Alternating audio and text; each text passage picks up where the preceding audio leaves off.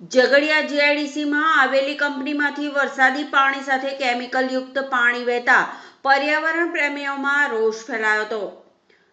વરસાદી પાણી સાથે કેમિકલયુક્ત પાણી બહાર વહી રહ્યાની ફરિયાદ બાદ જીપીસીબીએ તપાસ હાથ ધરી હતી। વરસાદી ઋતુમાં વરસાદી પાણી સાથે ઔદ્યોગિક પ્રદૂષિત પાણી વહેવડાવી દેવાની અનેક ઘટનાઓ બનતી રહે છે।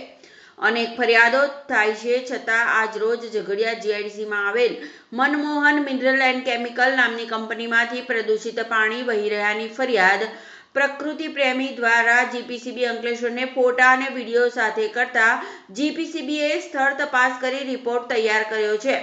સ્થાનિક નાગરિક ઇરફાનભાઈએ જણાવ્યું હતું કે અમે સ્થાનિક ખેડૂતો છીએ અને કંપનીઓમાંથી પ્રદૂષિત પાણી વરસાદી કાંસમાં છોડી દેવાતા અમારી જમીનો ખરાબ થાય છે। અમારા પાણીના બોર ખરાબ થાય છે। અમારું ભૂગર્ભ જળ પ્રદૂષિત થયું છે।